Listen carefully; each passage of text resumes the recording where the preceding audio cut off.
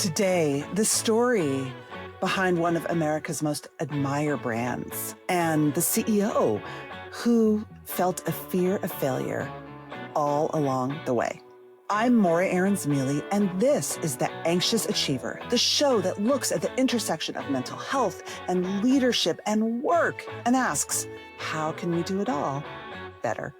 The former CEO of Coach, the handbag and lifestyle brand, a multi-billion-dollar company, Lew Frankfort, helped create a category. We call it accessible luxury, and scaled a very small leather goods company into a cultural and global force. But the story behind Lew's success is powered by something far more human, a lifelong fear of failure, the intersection of fear and doing and achieving. And so today, Lew talks candidly about how the fear has never disappeared, even after taking Coach public, even after building a multi-billion-dollar brand. It showed up in boardrooms and in his dreams. It showed up in anxiety and in depressive episodes. And in our conversation, though, Lew explains how he learned to harness fear instead of letting it freeze him, how he pairs his drive with purpose, and how he meets anxiety with curiosity. Magic and logic is his recipe.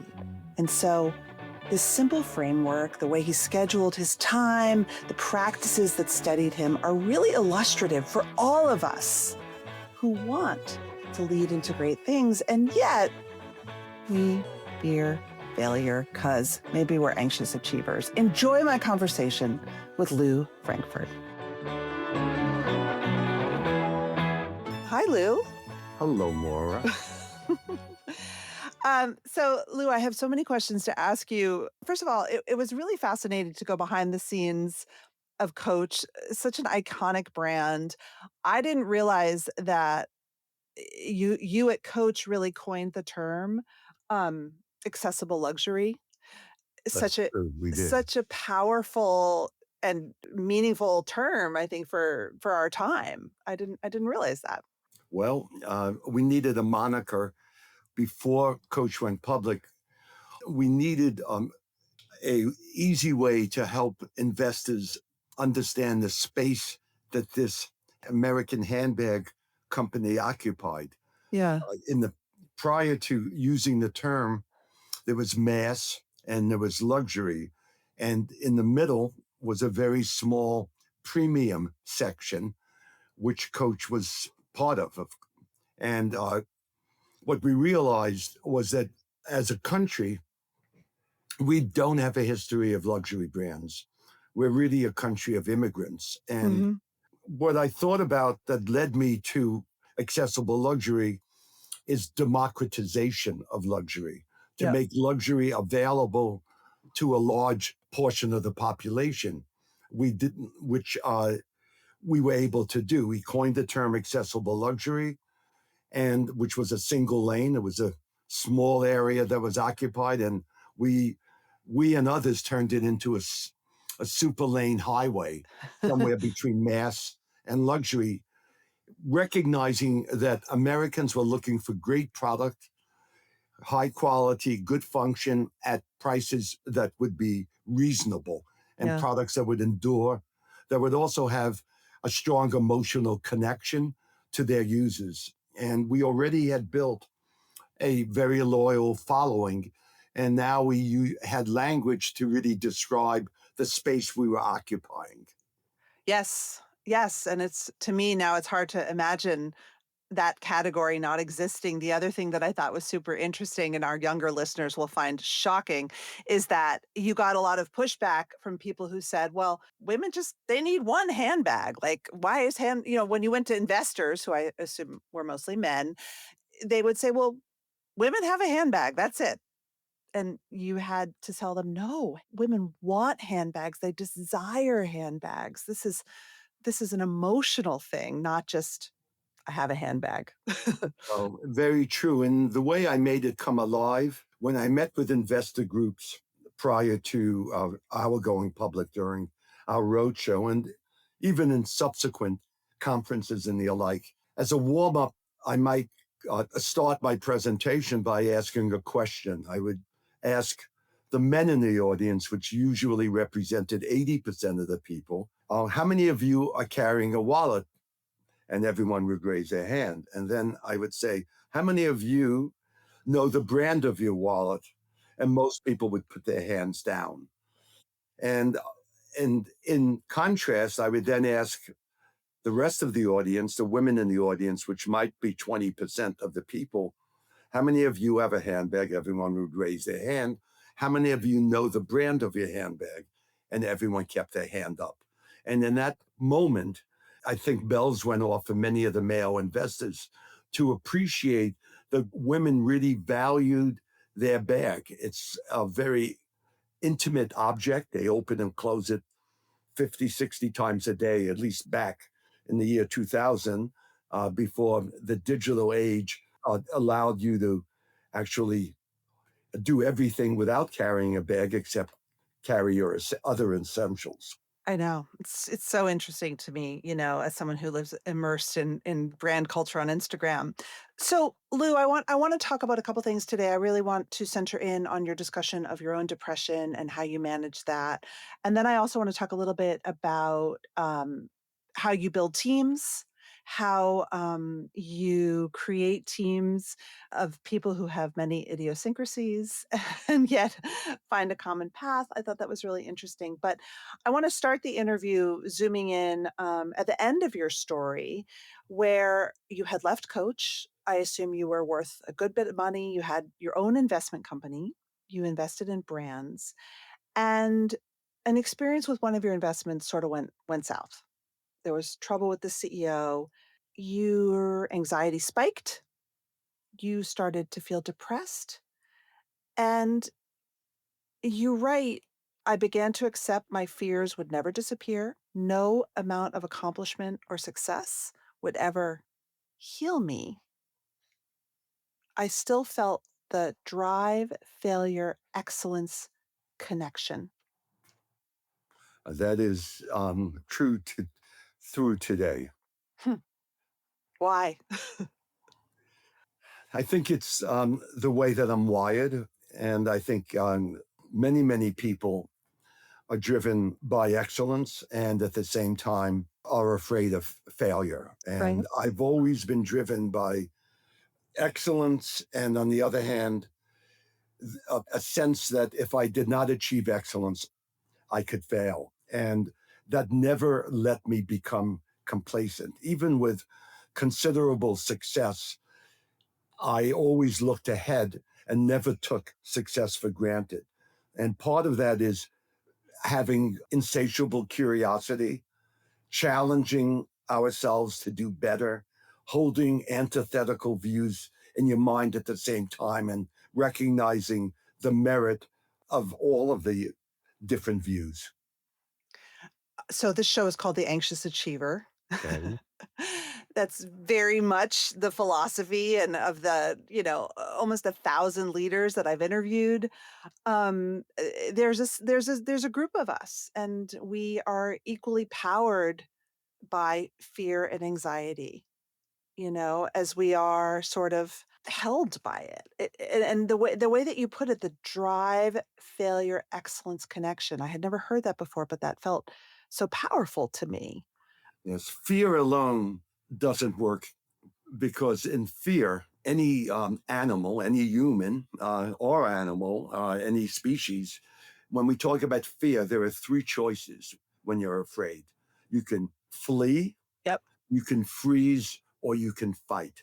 And if you only have fear and not a drive or belief in something different or better, you're not going to be able to fight in the ways that you need to, which is in a consistent, thoughtful, powerful way where you try to rally others in addition to yourself, recognizing that the drive for purpose and to achieve possibilities must outweigh your fears.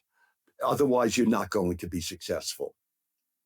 So your fear of failure is almost like a character in your book. Yeah, it lives with me. consciously quite often, and certainly in my dreams virtually every night. When did you first come to see your fear of failure as sort of an essential piece of yourself? When I entered new situations, I realized that I needed to learn and I needed to push myself to look at possibilities. And I developed a strong set of investigative skills. And as I said earlier, I just generally am eternally curious. So when I approach a new situation, almost like a blank page, I look to any references that I might have to give me a head start. And if I don't have any, I just start from scratch. And it's through a method of inquiry, it's didactic, it's listening to experts, it's reading, it's trial and error, it's looking at best practices, trying to look at all of the signals that can give you touchstones to help me move ahead in the new world. I love that. And we know from science that actually curiosity is an antidote to anxiety. But that anxiety can power curiosity. And I think that that's one of the things that you're saying is that you feel the fear of failure, you feel the drive, but you meet that with curiosity. That's true. I also try to lean into areas of knowledge when I enter a new situation. So, as an example, I was always focused when I was in city government on service. I was a person to provide service to our clients, and in this case, what the case I'm thinking about is daycare and Head Start children's services in New York City. So I felt all of the children and families under our care was my responsibility to do the very best job I could to provide them with the best quality services. And when I went to coach and I was doing my due diligence during the interview process, I learned from a small retailer on 72nd Street on the west side of Manhattan, who I went in and spoke with. I said I was a Business Week freelance reporter, and I was doing an article on Coach, small brands. And I said, tell me about Coach. And she said to me that it had a cult following. It's small, but people really love their Coach. And that sparked curiosity in me. And I wanted to understand, why did people love their Coach, that they would come back and buy it again? And she was in a situation where she only had one bag in stock, and it was reserved for a pre-existing Coach user below the counter, but she took it out and showed it to me and talked about its attributes. Right. Natural leather, excellent construction, highly functional, durable. And all of a sudden, I developed a lot of imagery around what Coach was and what it could also be in the future. Yeah. Curiosity is amazing. It I is. think we're all curious, and I do think fear can get in the way of expressing your curiosity, as you mentioned. Yeah.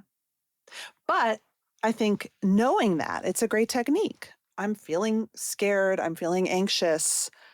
I'm going to try to get curious. And sometimes you could get curious about why you're feeling that way. And sometimes you could apply the curiosity to the situation, which is what you did. And sounds like did throughout your career. Sure. Yeah. One of the things that I think is really interesting is when you talk about a period that you had at Sara Lee, giant conglomerate. It's funny when I think about the conglomerates of the 80s and 90s, right? Sara Lee, they sold everything from pound cake to pantyhose, and at one point owned Coach. That's true. Talk a little bit about how you went from being the leader of this small and passionate brand to fitting into a giant conglomerate culture, what you learned, and then why ultimately you left. Sure.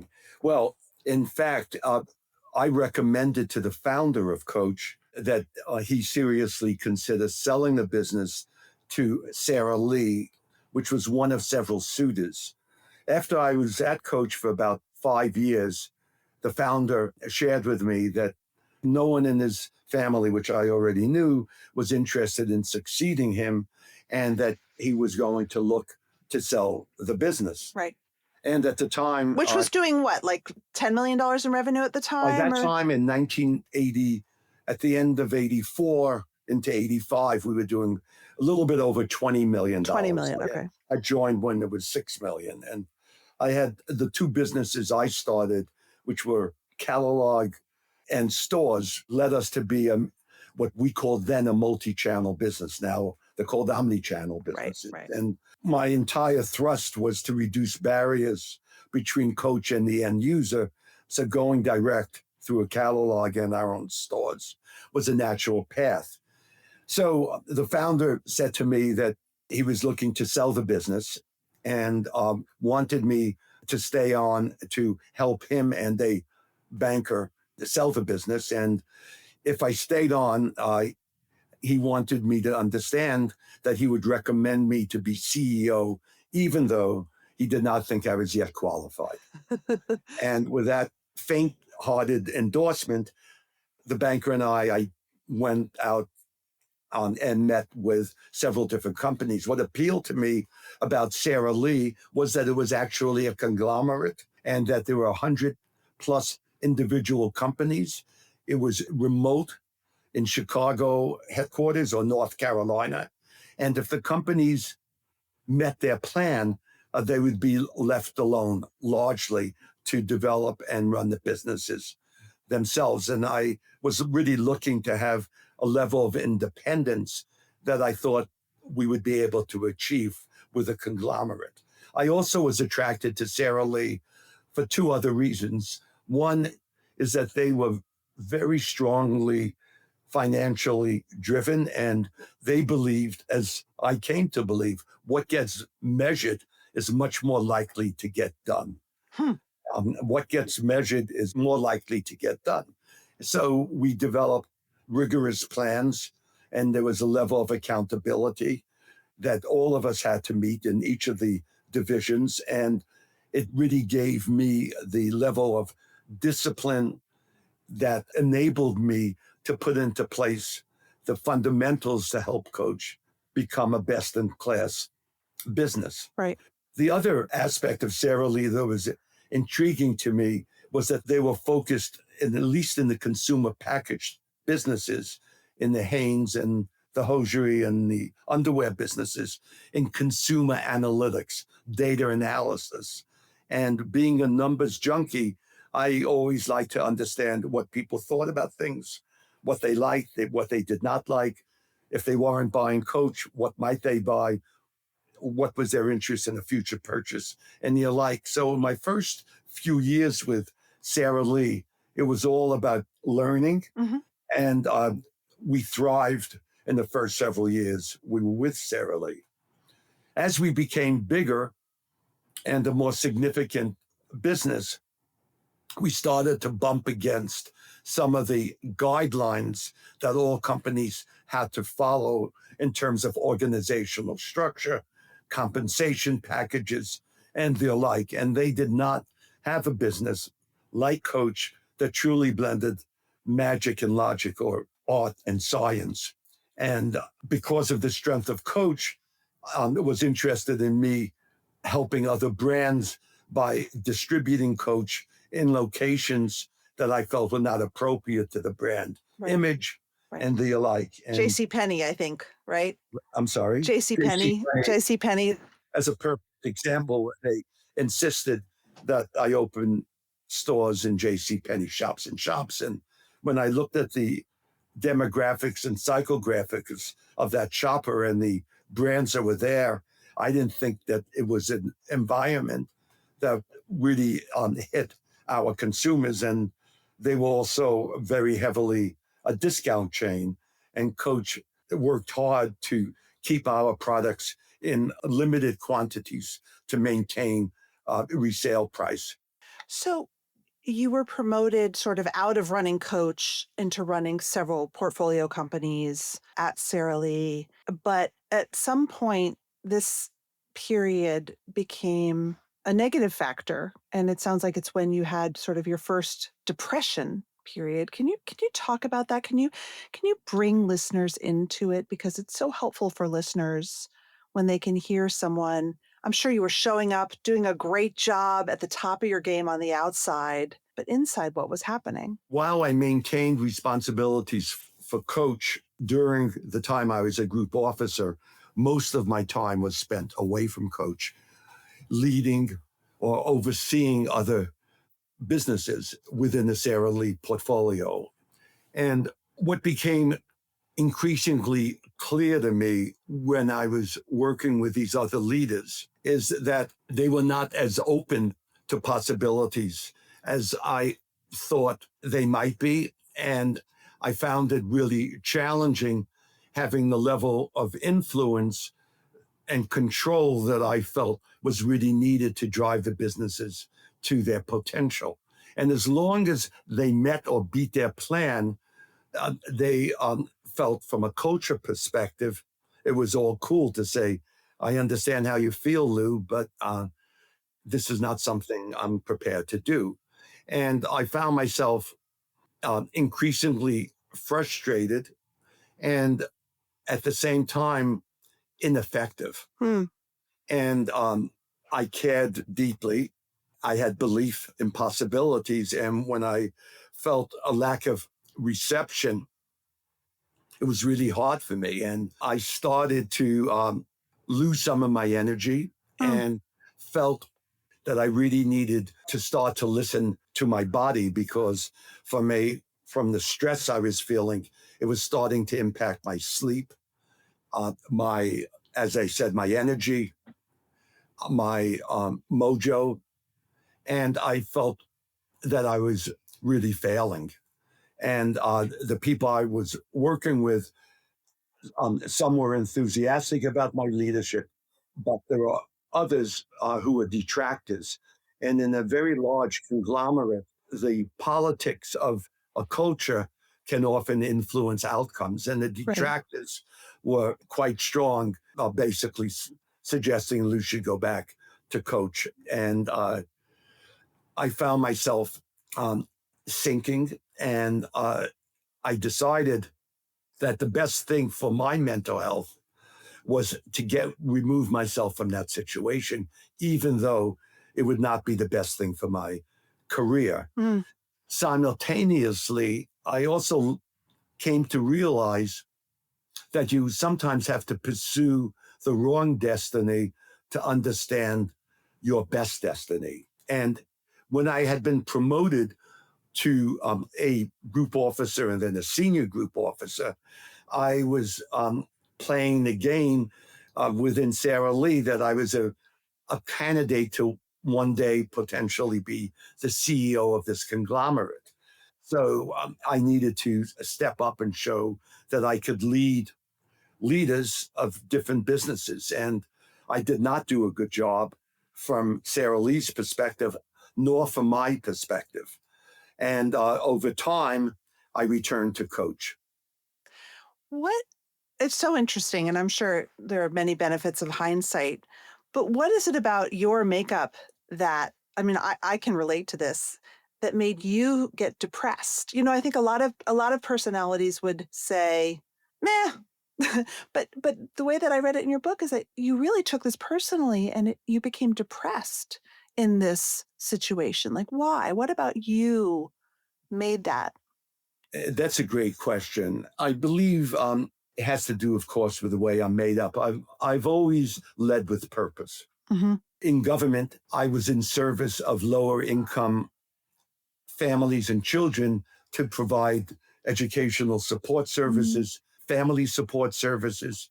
And when I went to coach, I felt I was also in service of the consumer, but always with purpose and always with belief. And when I did not feel that I was able to move things forward along lines of belief and purpose, it hit me personally. Huh. Interesting. You say that was around the time that you started therapy, I think, or was that later? It was actually later. However, during my Sara Lee days, I did develop a variety of activities to really help me restore strength and maintain it. And I encourage people to do this as part of their daily regimen, even if they're feeling great. And that's exercise, it's meditation, it's massage, it's executive coaching, um, it's therapy as well. So I will say during Sarah Lee years, we used a lot of executive coaches to help ourselves and our teams become more effective leaders, better collaborators, more um, capable by developing greater insights into who they are, what motivates them, what disturbs them, self regulation, and the alike. Yeah. Right. So helpful. I want to fast forward because you did successfully sort of free coach from Sarah Lee. You took the company public, which doesn't sound like the easiest way to do it, but I guess that's what you had to do. So Reed Krakoff, he's a very well-known person in our culture if you follow fashion and luxury and lifestyle and all that. And you hired him at Coach when you had taken the company back. What did that sort of combination of your sort of logical, analytical brain and his creative personality, why did that work? And what can people take away from that decision? I always believed in a blend of magic and logic. Even if we go back 10 years earlier than when Reed joined us, we actually used the term magic and logic. And the reason we use those terms together is because there's magic and logic, and there's logic and magic. And the combination of using rigorous metrics, data analytics, of your curiosity, coupled with imagination, belief in possibilities, creativity can actually, and consumer insights can actually bring you to a much better place than if you work alone in silos. Yeah. And so I recruited Reed in a position that had never existed in any of the divisions of Sarah Lee, and that was as a chief creative officer. At the time, most consumer products companies had chief marketing officers. And I was looking to have a partner who would actually lead with creativity and respect the logic both within the creativity as well as outside of the creativity. What was the insight that led you to think about this position that didn't, now it's every day, but back then didn't really exist? Do you remember what made you think, I need this in my life? Prior to rejoining Coach, we had a more traditional corporate structure that did include a chief designer, a chief marketing officer, both of which reported to me. When I looked at best in class models of businesses within premier brands, and when I say premier, it could be luxury or accessible luxury brands in Europe in particular, I saw there was a position of chief creative officer that attempted to harness all of the functions that would be consumer facing under one individual. And I saw that as a much better formula for success.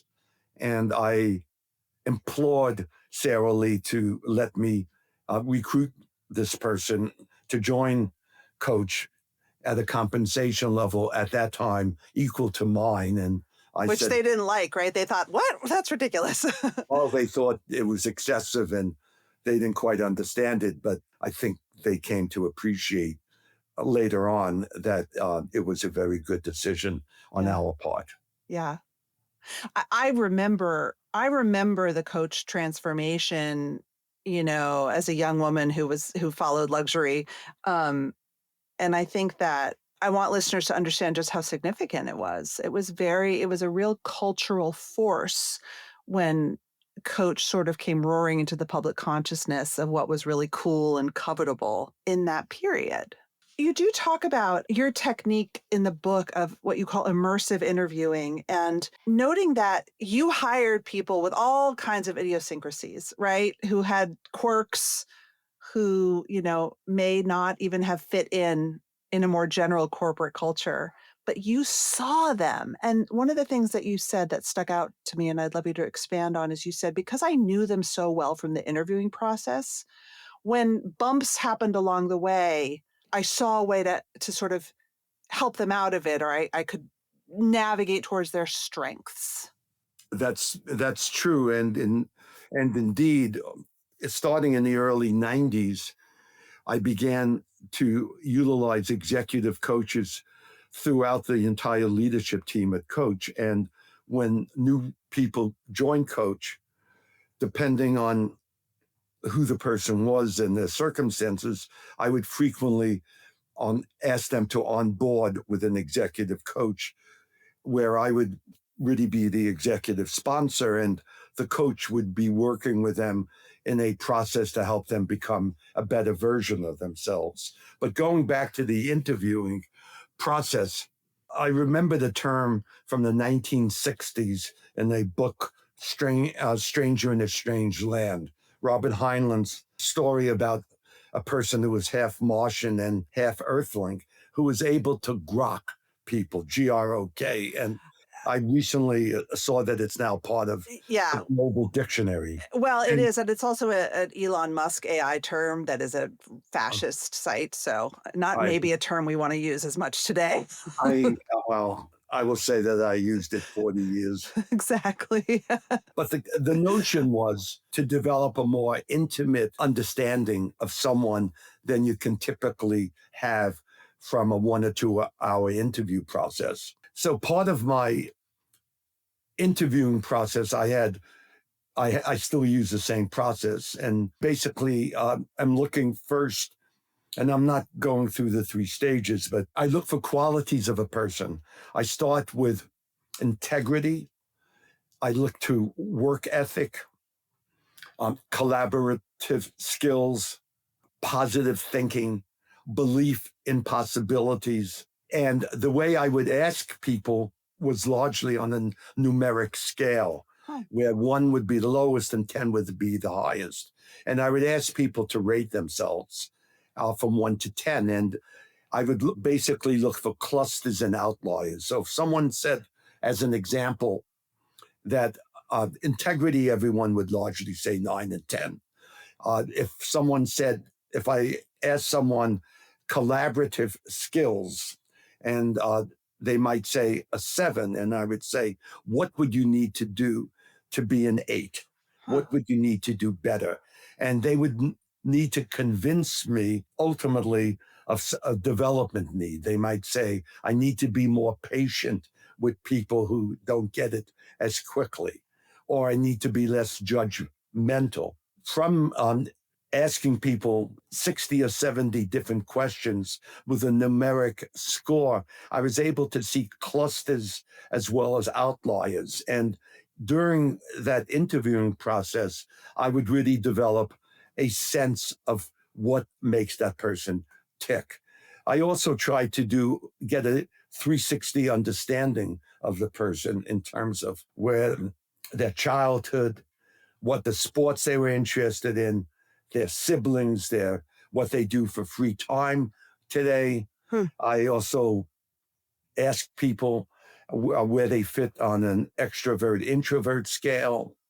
These things are very insightful. So how did you trust them to tell the truth? A lot of people don't have self-awareness, or they might think, well, I need to impress Lew. Like, how did you trust your data? Well, as an example, if someone talked a lot and during an interview, when I would get to the 3rd part of the interview, which was that actual screen, one of the questions I would ask on a talkative scale, if someone is taciturn, that's a 1. And if someone is loquacious, that's a 10. Where would you put yourself?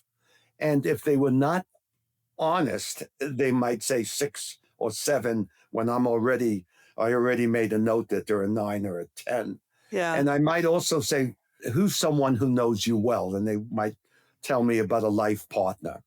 And I would say, what would your life partner say you are on that scale? And then what would you say that your life partner is? And if you do this across enough dimensions with many different applications of this similar question, you can really get to the essence. So, for example, someone who is extremely talkative generally does not have good listening skills because they're interrupting, they're talking over someone, Mm-hmm. or they're thinking about what to say. Right. And that's a yellow signal of caution about recruiting someone. Interesting. I would Interesting. also, if I thought people might have issues with positional authority, legitimate authority, I might ask someone, what's your ability to suffer fools when necessary on a 1 to 10 scale? And I would probe after the number. And I might say, well, in another, when I asked you how you manage up, you said a 10, but now you said to me, you're only a 7. And when I asked you for an example, you said, if I don't respect my boss, it's hard for me to follow him. And there's an apparent inconsistency that I note. Do you think that your own personality and your own trait of being both very mission driven, driven by values, and driven by a fear of failure caused you to hire certain types that were like you or were different from you? That's also an intriguing question. I would say different for me. I always looked to complement myself with others. And one of the things I learned from Sarah Lee, they had a highly dysfunctional board, which is the case with many, many large companies. And when I say dysfunctional, what I mean is the people on the board are not willing to speak truth to power. And they also understand that the reason they're on a board is because they're not speaking truth to power.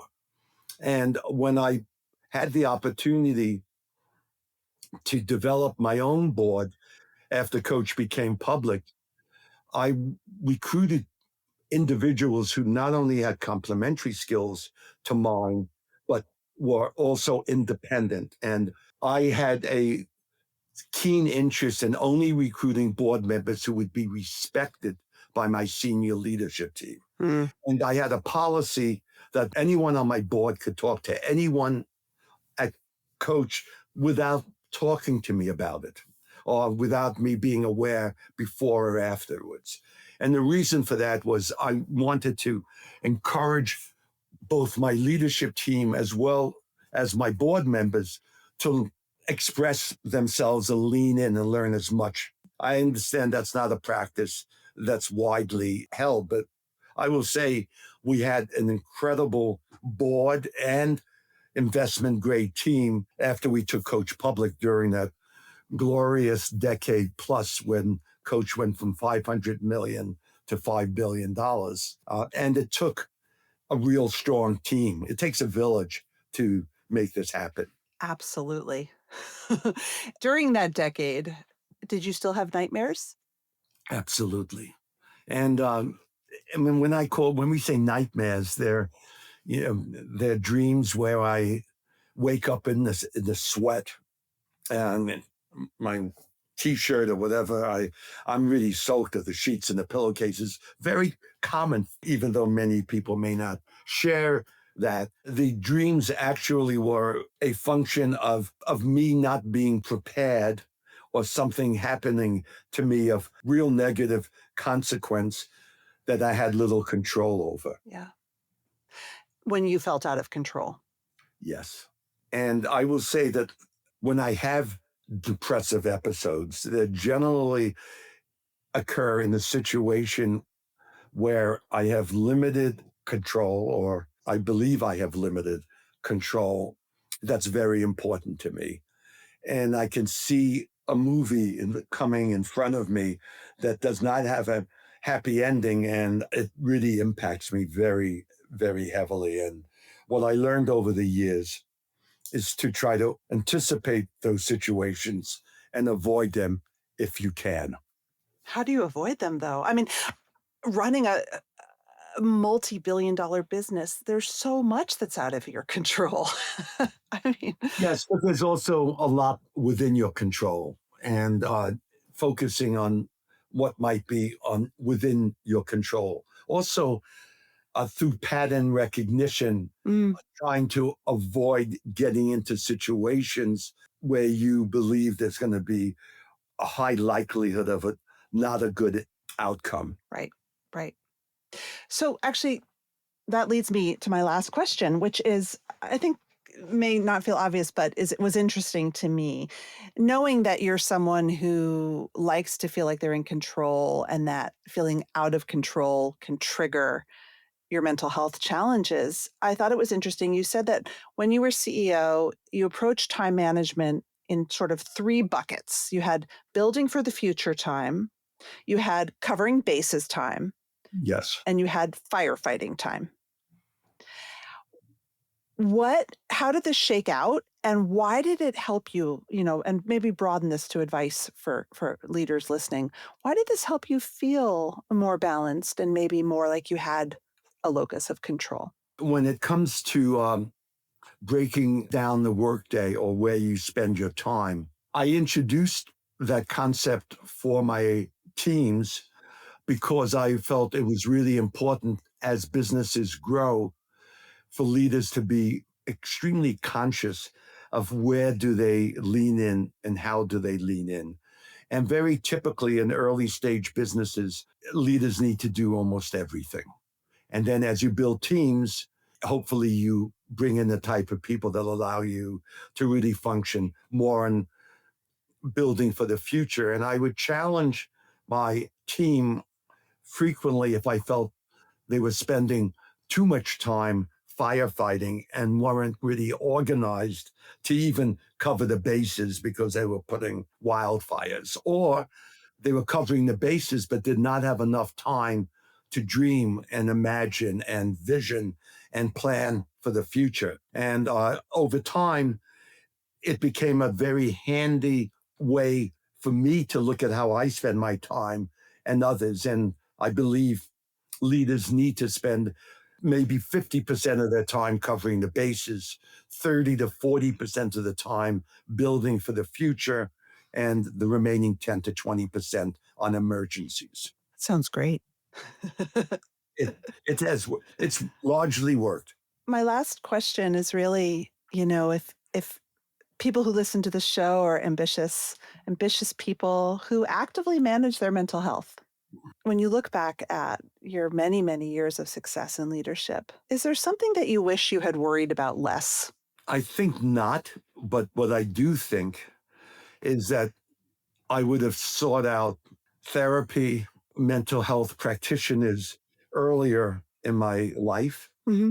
including the use of medication during depressive periods, which in my case and most people I know, it not only is a helpful coping mechanism, but it doesn't really properly administered with the right type of therapy. It does not really reduce your highs, but it manages your lows. And I do believe promoting your own mental health and mental health of everyone within your community, family, church, workplace is really key to healthy and happy living. Yeah. Well, thank you, Lew. Well, thank you. It's been a joy being with you. That's it for this week's show. If you like the show, follow us and tell your friends. And please leave us a review. It really helps the anxious achiever get found by people just waiting for our content. I'm your host, Maura Aarons-Mele. Lots more to come in the next episode.